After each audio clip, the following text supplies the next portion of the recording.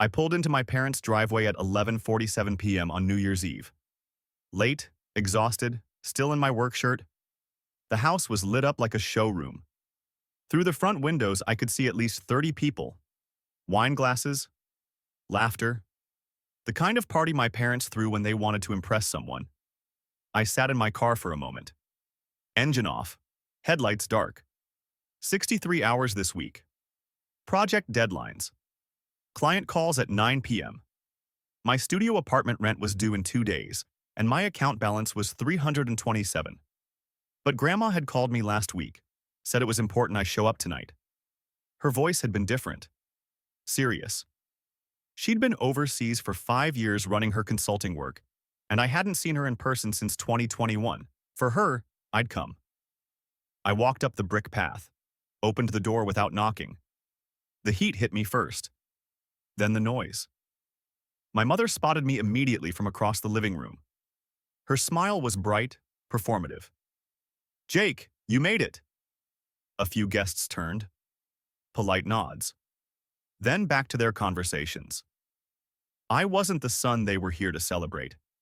That honor belonged to Marcus. My older brother stood near the fireplace, remote control in hand, cycling through photos on the massive TV mounted above the mantel. Beach views, sunset cocktails, a house that looked like it belonged in Architectural Digest. "This is from last week," Marcus was saying to a circle of admirers. His wife Emily stood beside him, hand on his shoulder. "We've been spending more time at the Malibu place. The sunsets are unreal." Several people made appreciative sounds. My father raised his wine glass. "A toast to both our sons. Marcus with his business success and Jake with his..." He paused, searching. "Dedication." Dedication, code for still renting at 29. I grabbed a glass of water from the kitchen. Didn't trust myself with alcohol tonight. 11:50 p.m., 10 minutes to midnight. The doorbell rang. My mother frowned. "Who could that be? Everyone's already here." My father moved toward the door, opened it. And there she was. Grandma Dorothy. 74 years old. Silver hair pulled back tight. Long black coat. Small rolling suitcase at her side. She looked older than I remembered. Thinner, but her eyes were the same. Sharp, calculating. "Mom." My father's voice was carefully neutral. "We didn't know you were coming." I didn't ask permission. She stepped inside without waiting for an invitation. The room went quieter. Not silent. But conversations dropped in volume. People sensing something. Grandma scanned the faces. Found mine. A brief nod. Almost imperceptible. Then she looked at Marcus. "Before midnight," she said, loud enough for everyone to hear. "I have one question." The room fell completely silent now. Marcus set down his remote. Smiled. "Of course, Grandma. What is it?" She didn't smile back. "Jake." Her eyes locked on mine. "Why did you sell the $1.2 million Malibu beach house I bought you?" My wine glass was halfway to my mouth. I froze. "What house?" The room stayed silent. But the quality of silence changed, from respectful to shocked. "Grandma," I said slowly, setting the glass down. "I don't own a house." "You do." Her voice was cold. Factual. "I purchased it in September 2021. 2847 Pacific Coast Highway, Malibu. $1.2 million. Your name on the deed." I shook my head. "I live in a studio apartment in Culver City. Rent is $1,850 a month. I don't own anything." "Then explain this." She reached into her purse, pulled out a printed photograph, handed it to the woman standing nearest to her, who passed it down the line until it reached me. I looked at the photo. Marcus and Emily on a wooden deck. Ocean in the background. Sunset light. The exact house that had been on the TV moments ago. Instagram screenshot. Date visible in the corner, December 3rd. 4 weeks ago. Caption. New Year's prep at our Malibu retreat. I looked up. Everyone in the room was staring at me. Then, slowly, they turned to look at Marcus. His face had gone pale, jaw clenched. Emily grabbed his arm. Her knuckles were white. "Marcus," I said quietly. "What is this?" He recovered quickly, forced a laugh. "Grandma, that house belongs to a friend of ours. We just stayed there for a weekend." "A friend," Grandma's tone was flat. "Yes." "Then why," she reached into her purse again, "are the utility bills in your name? Pacific Gas and Electric, Southern California Edison, both registered to Marcus Thompson at 2847 PCH. She handed the bills to my father, who was standing closest. He didn't look at them, just held them like they were evidence at a crime scene. Marcus's smile faltered. "Okay, look, this is a misunderstanding. Jake gave me permission to use the house. He didn't want it." I stood up. Chair scraped against the hardwood floor. "I never gave you anything." My voice was louder than I intended. "I didn't even know the house existed until 2 minutes ago. Jake, when did I give you permission, Marcus? What date? What conversation?" He opened his mouth, closed it. My father stepped forward. "Mom, I think you're confused. You bought that house for the family, not specifically for Jake." "Is that so?" Grandma turned to him. Not a question, a statement. My mother joined in, her voice soft, placating. "Jake was going through a difficult time back then. He wasn't stable enough to own property." I turned sharply to face her. "Wasn't stable? What are you talking about?" "Sweetheart, you had issues."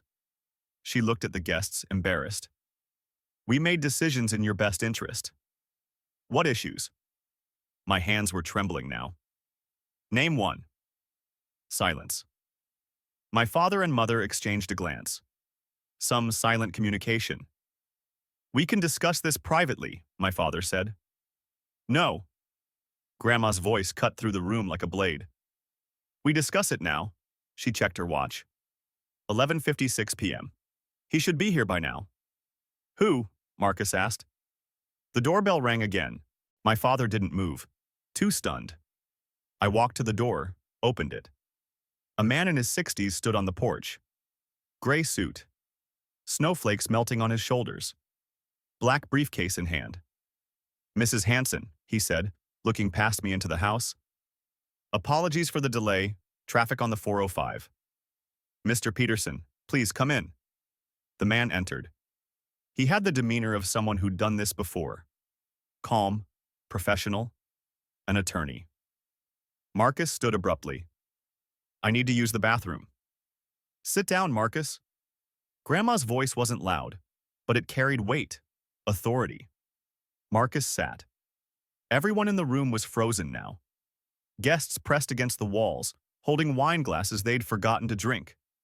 Attorney Peterson set his briefcase on the dining table, opened it, pulled out a manila folder thick with documents. "Let's start with the basics." He spread papers across the table. "This is the property deed for 2847 Pacific Coast Highway, Malibu, California. Purchased September 14th, 2021. Purchase price $1.2 million. Owner of record, Jacob Michael Harrison." He pointed to my name on the document. "That's Jake," Peterson continued. "Not Marcus, not the family. Jake." I stepped closer, looked at the deed. My name was there, in legal print. I'd never seen this document before in my life. Peterson pulled out another sheet. "This is a transfer of deed, dated March 22nd, 2022. It claims Jake Harrison gifted the property to Marcus Thompson." He slid it toward me. There was a signature at the bottom. "Jake Harrison," in flowing script. I picked up the paper, stared at the signature. "That's not my handwriting," I said. "Correct." Peterson opened another folder. "We conducted forensic analysis of this signature, compared it to known samples of both your handwriting and Marcus's. Results show a 91% probability match to Marcus Thompson's handwriting, not yours." The room erupted, guests whispering, my mother gasping, Emily saying, "Oh my God," under her breath. Marcus stood again. "This is insane. You're accusing me of fraud," Peterson said calmly. "Yes." My father stepped forward, trying to regain control. This is absurd. Mom, why are you doing this? At a family party? Grandma looked at him with something close to pity. Because you lied to me, George. For years. She turned to Peterson. Show them the rest. Peterson pulled out a stack of papers. Hospital letterhead visible on top. Mr. and Mrs. Thompson, George and Sandra, you told Mrs. Hanson that Jake was hospitalized for mental health issues in 2022. You claimed this was the reason he couldn't manage property. Is that correct? My father hesitated. Yes. He was unstable. Show me the medical records, Peterson said. They're private. We subpoenaed them 3 weeks ago. Peterson laid out the records. There is no psychiatric hospitalization for Jake Harrison in 2022, or any year. The only medical visit on record is March 17, 2022. Diagnosis: influenza. 2-day clinic stay. My mother's face went white. I felt like the floor was tilting. They'd lied. To Grandma. To justify stealing from me. Peterson wasn't finished. Jake, in 2021 and 2022, you interviewed at several major companies. Goldman Sachs, Microsoft, Deloitte. Is that correct? I nodded. Yes, I made it to final rounds at all 3, but they all rejected me. No explanation. We know why. He pulled out printed emails, handed them to me. I read the first one. To hrgoldmansachs.com. From concerned party. 2847@gmail.com. Subject: Jake Harrison, candidate concerns. We feel obligated to inform you that Jake Harrison has a history of substance abuse and legal liability. He is currently under psychiatric care and poses a significant risk to workplace stability. We recommend rescinding his offer. My hands started shaking. Paper rattling. IP address traces back to this house, Peterson said. Sent from your parents' router, November 2021. I looked up at my father. He wouldn't meet my eyes. My voice cracked. I cleared my throat. You sabotaged my career? No answer. I flipped to the next email. Same content. Different company. Microsoft. Then Deloitte. 3 jobs. 3 emails. All from this house. I put the papers down slowly, carefully. Looked at my parents. At Marcus. You didn't just steal a house. I stood up. Chair scraped again. You destroyed my career, my credit, my future. My voice was getting louder. I couldn't stop it. While I worked 60-hour weeks just to afford rent. Marcus stepped forward. Jake, let me explain. No. One word. Final. Grandma stood, tapped her cane on the hardwood floor once. Sharp sound. That's enough pretending, Jake. I looked at her, confused. She smiled. Small. Cold. I contacted Jake 10 days ago, she said to the room. I told him everything. About the house, the lies. All of it. Marcus's face went slack. What? I felt understanding dawn. Slow. Then all at once. The phone call. Grandma asking me to come tonight. To be here. To act surprised. This was a trap. I looked at Marcus, smiled. It felt foreign on my face. I've been waiting, I said quietly, for you to lie. We gave you every chance to confess, Grandma continued. You could have told the truth, admitted what you did, asked for forgiveness. She looked at each of them. My parents, Marcus, Emily. You chose fraud instead. Peterson pulled out another document. Larger. Spreadsheet format. Marcus Thompson operated the Malibu property as a short-term rental via Airbnb. 39 months of operation. Average monthly income, $1,700 to $300. He pointed to the total at the bottom. $600 to $7,700 in gross profit. The number hung in the air. Marcus tried to speak. I was maintaining the property. That money went to upkeep. While your brother ate ramen 4 nights a week. Grandma's voice was ice. She stepped closer to Marcus, looked up at him. You're a thief, Marcus. A common thief. The clock on the wall showed 11:59 p.m. The TV behind Marcus switched to the New Year's countdown. Times Square, ball dropping. 10, 9, 8. Peterson closed his briefcase. Looked at Marcus. Mr. Thompson, you have 5 minutes before I file criminal charges with the Los Angeles County District Attorney. Identity theft, fraud, forgery. Marcus's voice was desperate. You can't. 7, 6, 5. Grandma turned to me. Your decision, Jake. Criminal charges, civil lawsuit, or both. I looked at Marcus. At the brother I'd grown up with. Played basketball with in the driveway. Shared a room with until he left for college. The brother who'd stolen 4 years of my life. 4, 3, 2. Both. 1. Happy New Year. Fireworks exploded outside. Cheers from the TV. Guests in the room standing frozen. Marcus sank back into his chair. Emily was crying. My mother grabbed my father's arm. And me? I felt nothing. Just cold, clear. 12:02 a.m. The guests were leaving. Quietly, quickly, avoiding eye contact with anyone in the immediate family. A woman I didn't recognize grabbed her coat from the closet, whispered to her husband. We should go. They were out the door in 30 seconds. Marcus stood by the fireplace, Emily beside him. His face was still pale but recovering, calculating. Get our coats, he said to Emily. Low voice. We're leaving. Emily moved toward the closet. Mr. Thompson? Attorney Peterson's voice stopped her mid-step. You're not going anywhere. Marcus turned. Excuse me? Peterson pulled a document from his briefcase. Blue legal backing. Official seal. Restraining order. Issued this morning by Los Angeles County Superior Court. You are barred from entering or approaching 2847 Pacific Coast Highway, effective immediately. He handed it to Marcus. Marcus stared at it. Based on what? You can't just... Identity theft, fraud, forgery of legal documents. Peterson's tone was conversational, like he was reading a grocery list. Shall I continue? Marcus crumpled the paper in his fist. This is insane. My father stepped forward, voice rising. You promised this was legal, Marcus. You said Jake signed off on everything. Marcus whipped around. You told me Jake wouldn't care. You said he'd never find out. We said manage the property. My mother's voice was shrill now. Not forge documents, not commit fraud. They were shouting. At each other, not at me.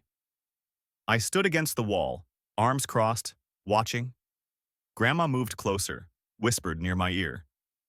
Never interrupt your enemies when they're destroying each other. I almost smiled.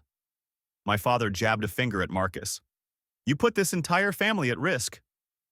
I put us at risk? Marcus laughed, sharp, bitter. Who sent those emails to Jake's employers? Who told me to transfer the deed? You did, Dad. My mother covered her face with her hands. The last few guests slipped out the door. Peterson waited until the shouting subsided. Then he opened another folder. Jake, when was the last time you checked your credit report? I looked at him. I don't know. A year ago? Maybe longer.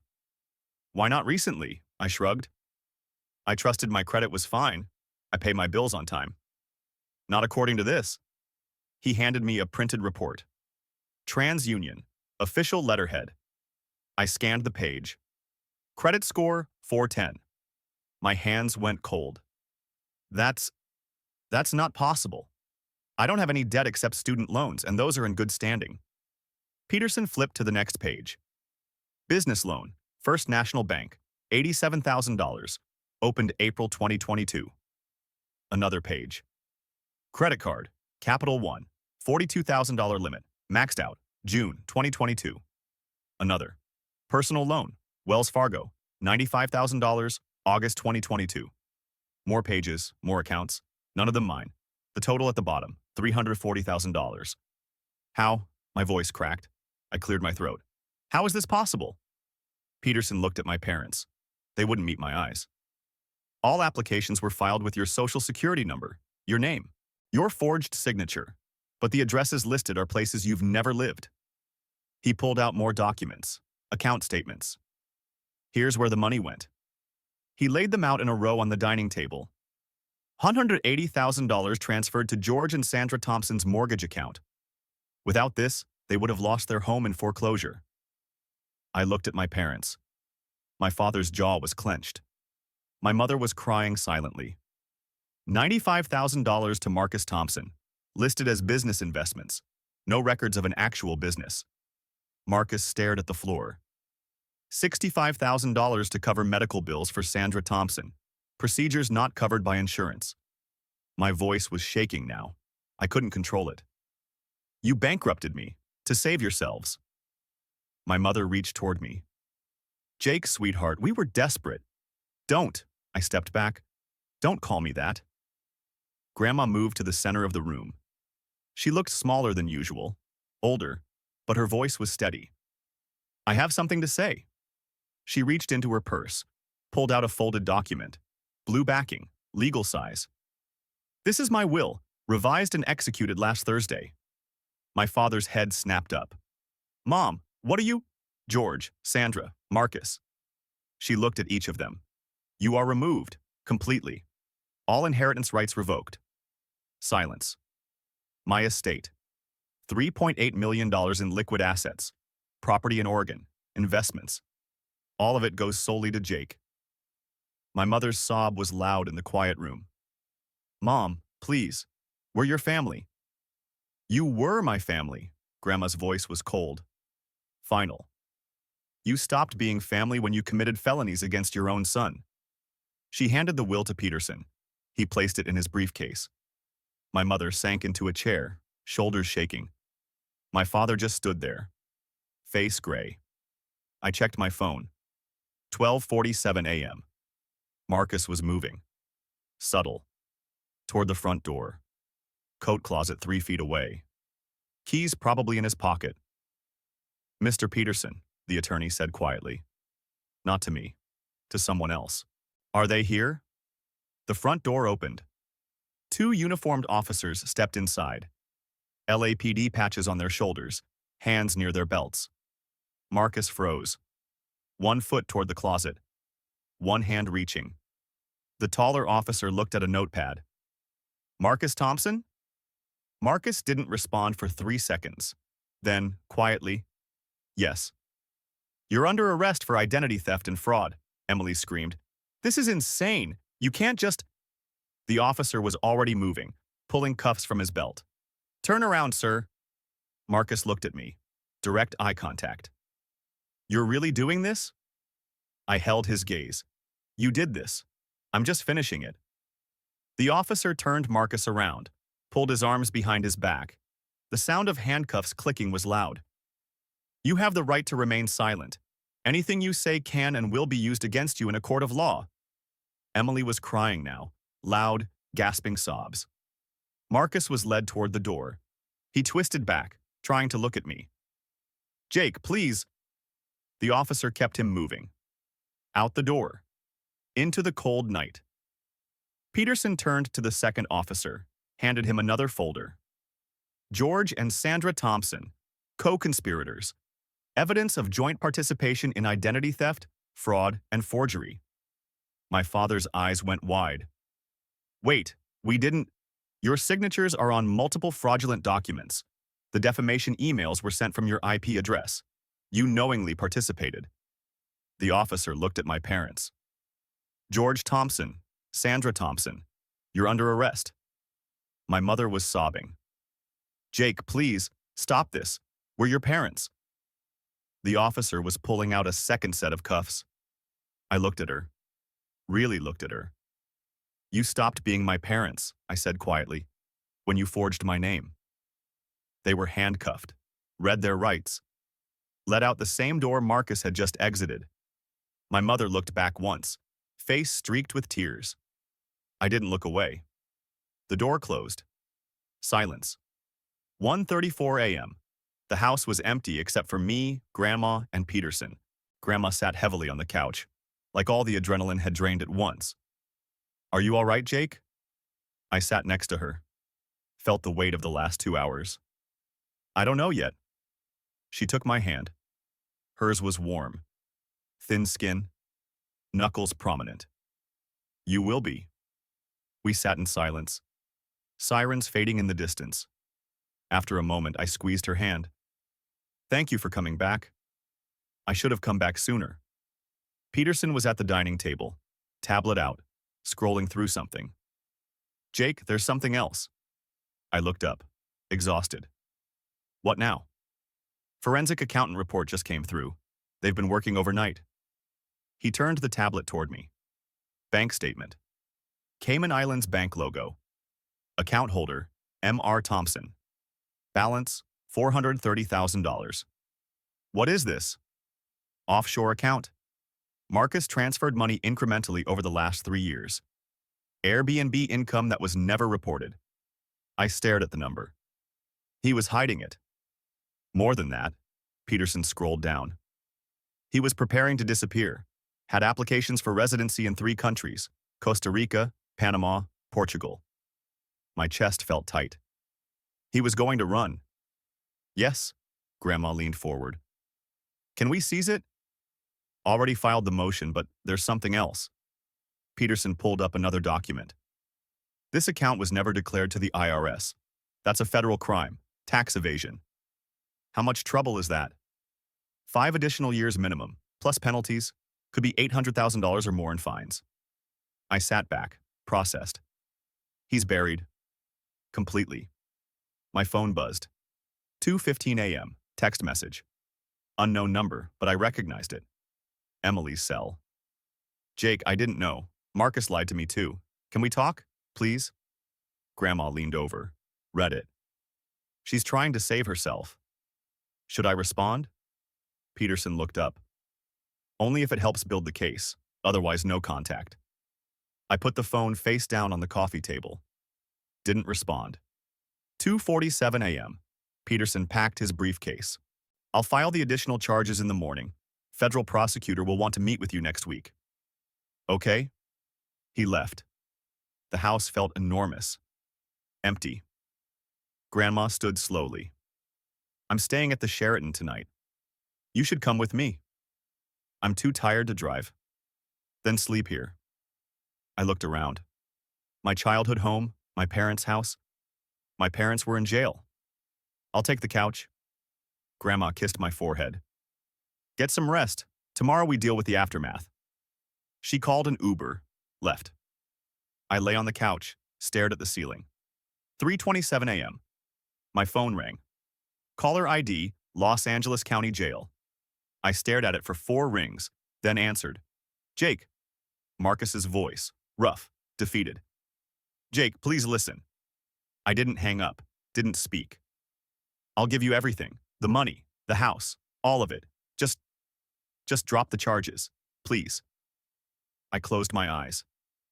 You have nothing left to give me, Marcus.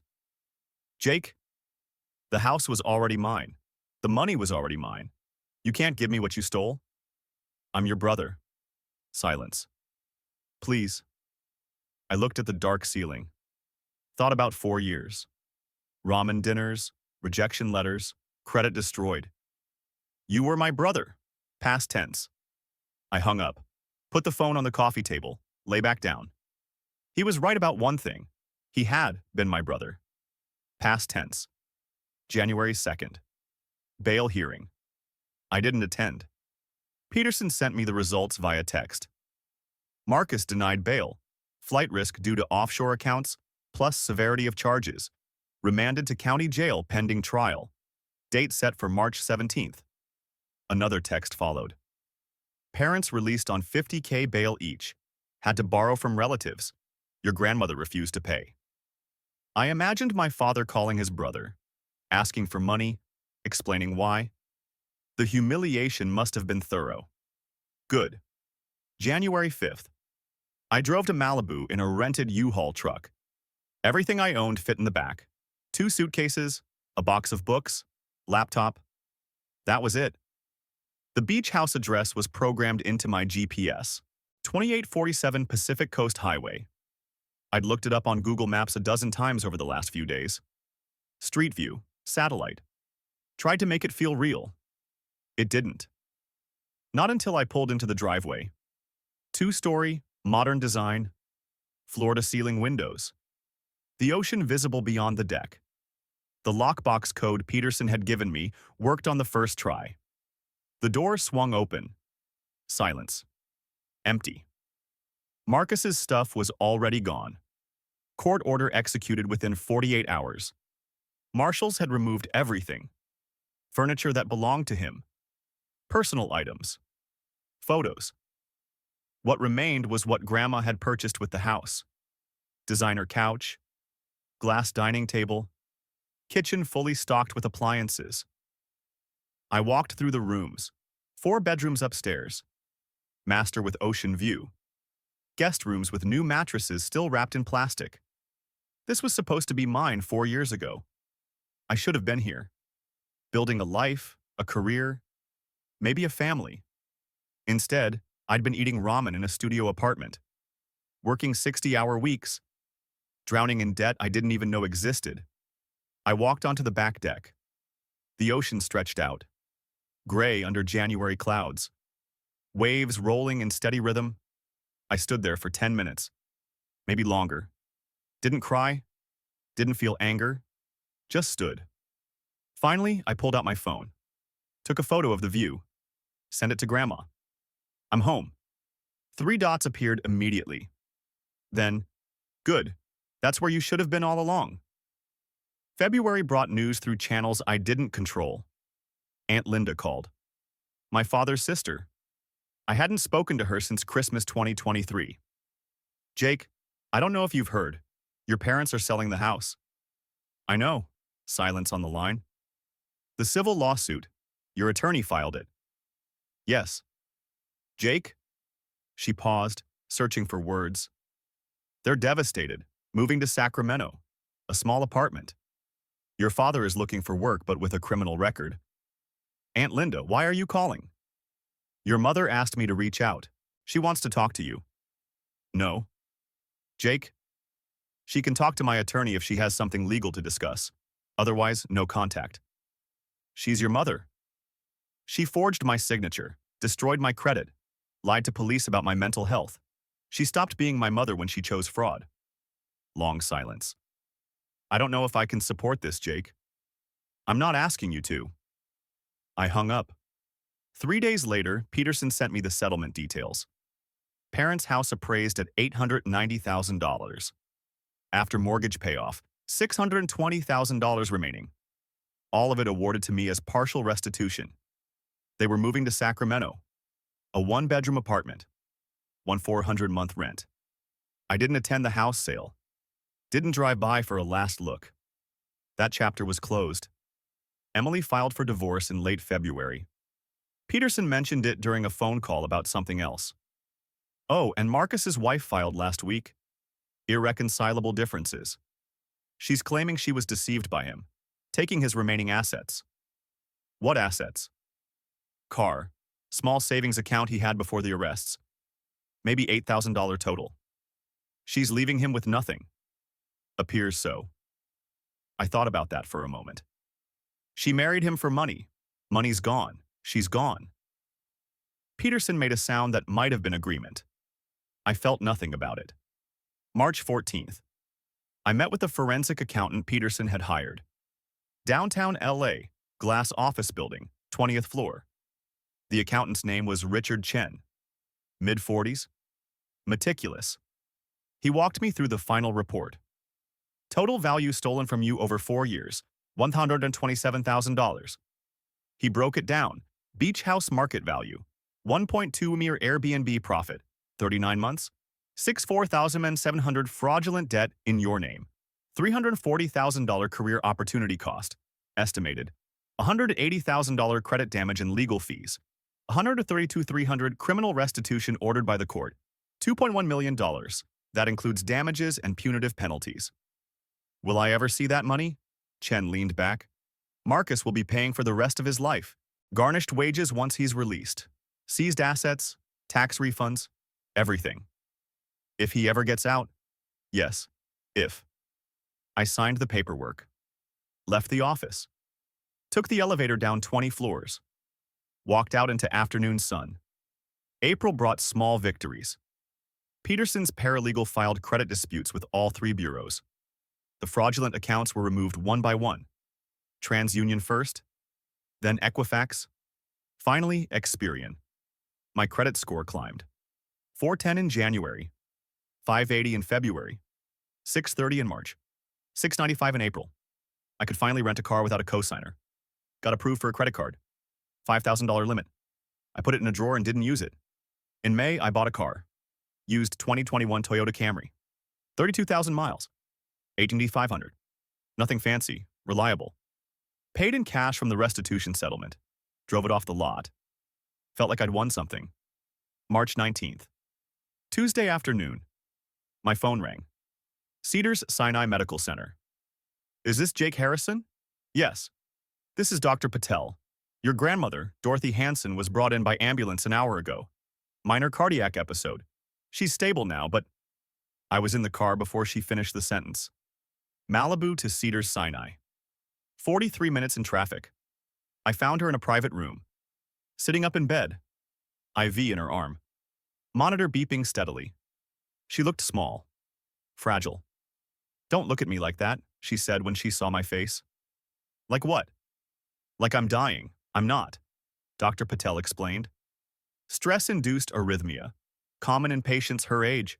Medication would manage it. Rest. Reduce stress. You're moving in with me, I said when the doctor left. I am not. Grandma, I have my independence, Jake. I'm not giving that up. We argued for 20 minutes. She won. Compromise. She'd visit every weekend.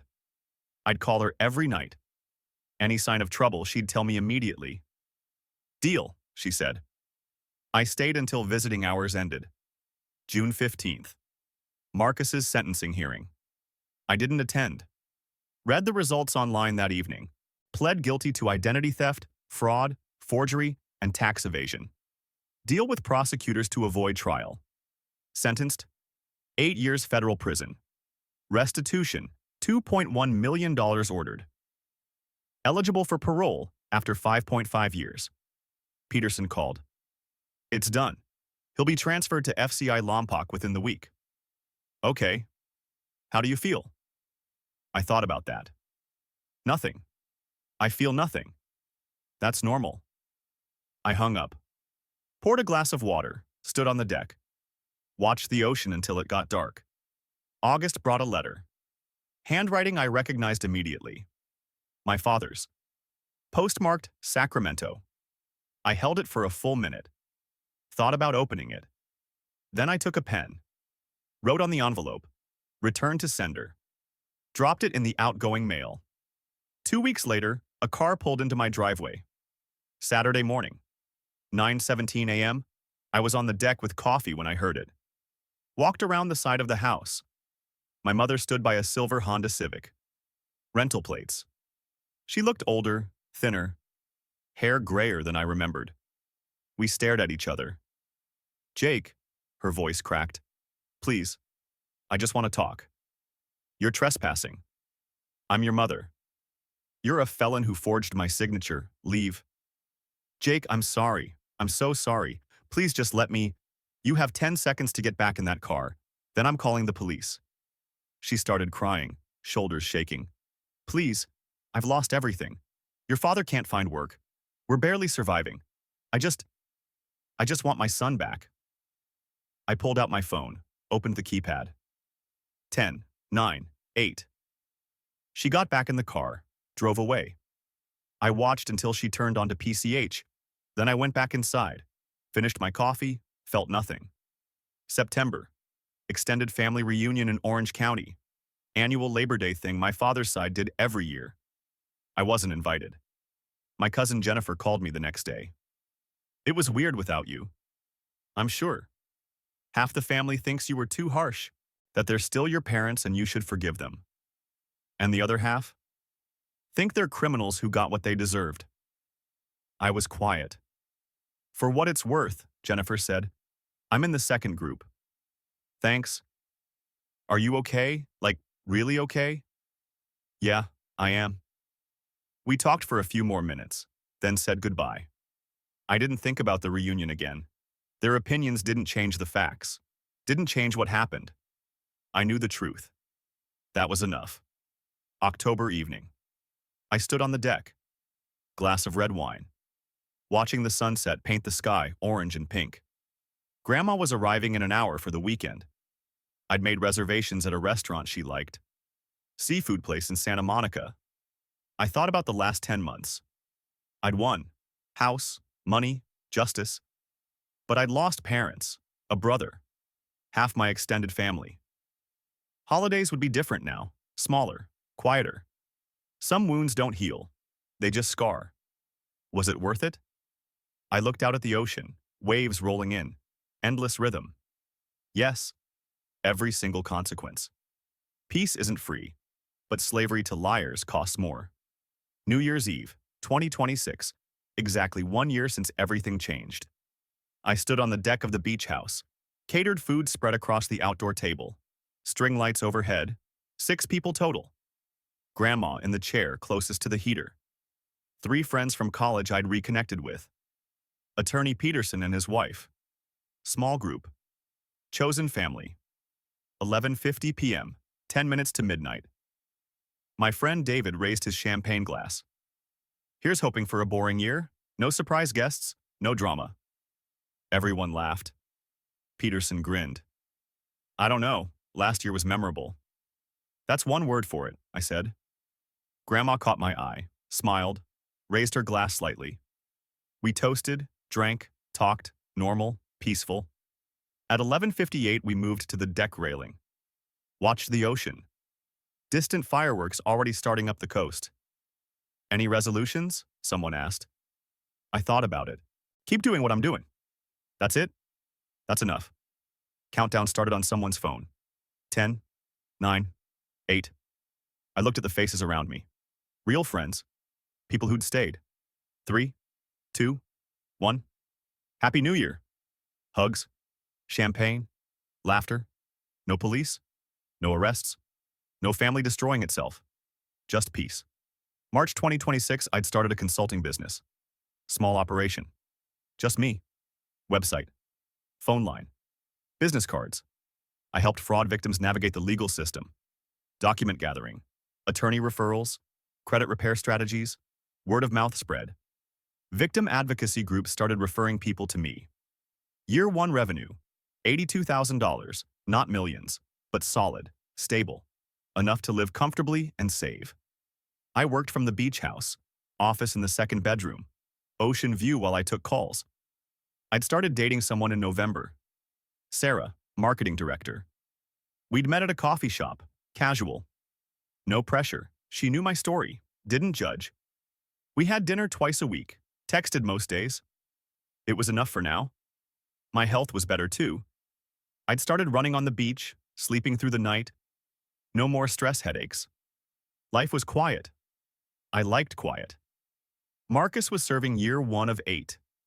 FCI Lompoc. Medium security. Peterson kept me updated. Not because I asked. Because it was relevant to the restitution case. He's written you 6 letters, Peterson mentioned during a March call. I know. Prison sends me notifications. I reject them automatically. Divorced. Bankruptcy finalized. No visitors logged. I was quiet. Do you want to know more? No. Some bridges you burn, some burn themselves. Marcus's bridge was ash. My parents. Living in Sacramento. 1-bedroom apartment near the light rail. My father worked retail. Target. Stocking shelves. Night shift. My mother did part-time nursing. Home health aide. Minimum wage. I heard updates through Aunt Jennifer, the only relative still speaking to me. Your dad's health isn't great, she'd said in October. The stress. He looks 10 years older. Okay. That's it? Just okay? What do you want me to say, Jennifer? I don't know. Maybe that you care? I'd been quiet for a moment. I cared for 27 years. It didn't matter then. Why would it matter now? She'd sighed. Hung up shortly after. They'd sent a Christmas card in December. My address written in my mother's handwriting. I held it for a minute. then threw it away unopened. Sometimes, late at night, I wondered if I'd regret this when they pass, if I'd stand at their funeral someday, feel guilt. Then I'd remember the forged signatures, the destroyed career, the $340,000 debt. The doubt would fade. New Year's Day, 1:30 a.m. Everyone had left except Grandma. She sat on the deck, blanket over her lap, decaf tea in hand. I sat next to her, wine glass empty. We watched the ocean in silence for a while. "Do you regret it?" she asked finally. "Cutting them off?" "Yes." I thought about that. Sometimes I regret that it was necessary, not that I did it. She nodded. "That's wise." Waves crashed. Steady rhythm. "Regret the situation," she continued. "Not your choice. Those are different things." "Yeah. Your parents chose fraud. You chose freedom. Don't confuse the two." I looked at her. Her face in profile, lined with age, sharp with intelligence. "Thank you," I said, "for coming back. For all of it." She patted my hand. "You're my grandson. Real family protects each other. Not all family." "No, not all." There were costs. I saw Marcus's kids sometimes on social media. Emily had remarried, posted photos of her daughter and son, my niece, my nephew, 7 and 5 years old. I'd never meet them. My parents were aging. I knew from Jennifer that my father's blood pressure was high. My mother had developed arthritis. Contact would never resume. That door was welded shut. Half my extended family thought I was cruel, cold, unforgiving. Holidays were smaller now, quieter. Thanksgiving was just me and Grandma. Christmas the same. Some wounds don't heal. They just scar. But there were gains too. Integrity. I could look in the mirror without shame. Peace. No more waiting for the other shoe to drop. Financial stability. Credit score 720. Savings account growing. Real friends. People who chose to stay when things got hard. Grandma's respect. Worth more than my parents' approval ever was. A home that was actually mine. No one could take it. No hidden fraud. And most importantly, freedom. Freedom from being a victim, from being used, from waiting for someone else to validate me. I was free. New Year's Eve, 2027. I stood alone on the deck. By choice this time. I'd turned down 3 invitations. Could have had a dozen people here. Chose solitude instead. 11:58 p.m. Fireworks starting over the water, colors reflecting off the waves. I thought about 2 years ago. The party, the accusations, the arrests, chaos, betrayal, family destroying itself in real time. Now, silence. Ocean. My terms. 10, 9, 8. I raised an empty glass to the horizon. 7, 6, 5. No police, no attorneys, no family drama. 4, 3, 2. Just me, the house, the peace I'd fought for. 1. Happy New Year, I said to myself. Quiet is enough. People ask me sometimes if I won. I don't know. I got a house, lost a family. I got justice, lost innocence about who they really were. I got peace, lost the fantasy that blood means loyalty. Some days it feels like victory. Some days it just feels quiet. But quiet is what I needed. After 29 years of being used, manipulated, and stolen from, quiet is everything. I didn't win a war. I stopped fighting one I never should have been in. That's enough.